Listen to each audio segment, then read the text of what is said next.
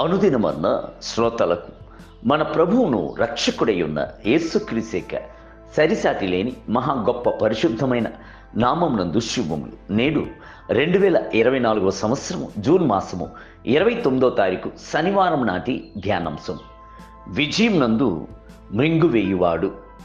యెషయా గ్రంథము 25వ అధ్యాయము 8వ వచనమందు ఆయన మరణమును విజయం నందు మృంగివేయును.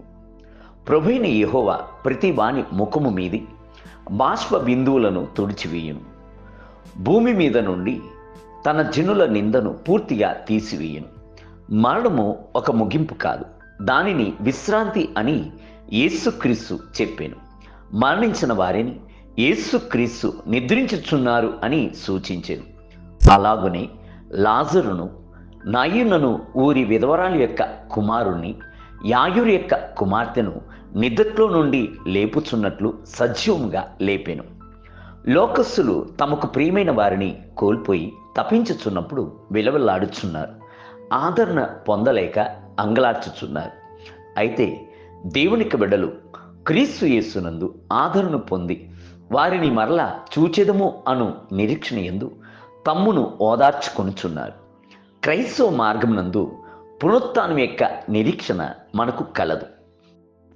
యేసుక్రీస్తు ఈ భూమికి వచ్చుటకు గల ఒక ఉద్దేశము మరణమును విజయం నందు మృంగి మరణభయముతో ఉన్న వారిని విడిపించుటకును, యేసు పునరుద్ధానమును జీవమును నేనే, నా యందు విశ్వాసముంచువాడు చనిపోయినను బ్రతుకును, బ్రతికి నా యందు విశ్వాసముంచు ప్రతి వాడును ఎన్నటికీ చనిపోడు. యోహాను రాసిన సువార్త 11వ అధ్యాయం 25 మరియు 26 వచనములు.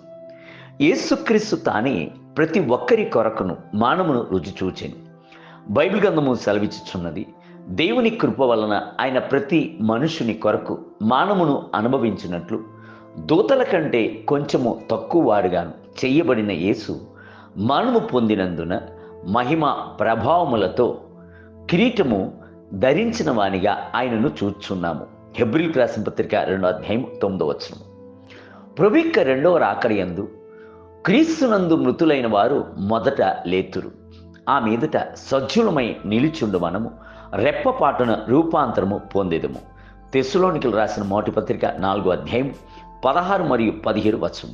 అప్పుడు ఈ క్షయమైనది అక్షయతను ధరించుకొనినప్పుడు, ఈ మర్త్యమైనది అమర్త్యతను ధరించుకున్నప్పుడు విజయం నందు మనము మృంగివేయబడను అని వ్రాయబడిన వాక్యము నెరవేరును.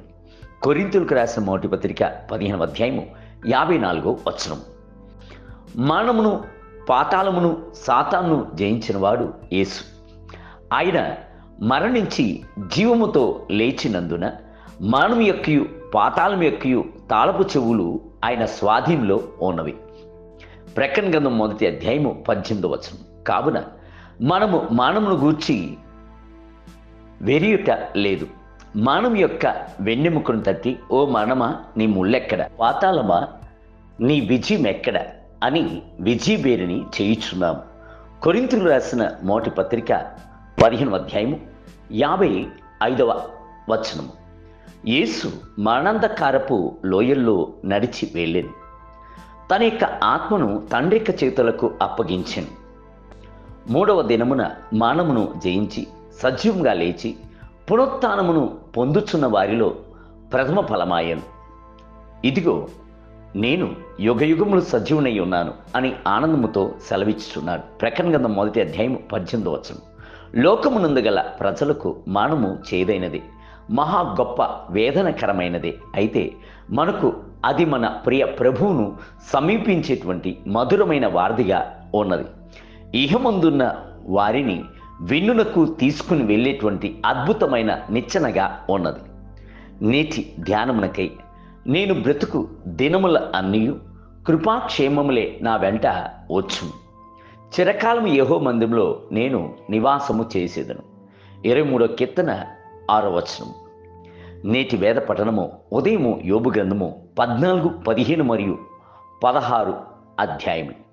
సాయంత్రం అపోస్తుల కార్యములు 9వ అధ్యాయము 22 మొదలుకొని 43 వచనములు. ప్రభు మిమ్ములను దీవించునుగాక.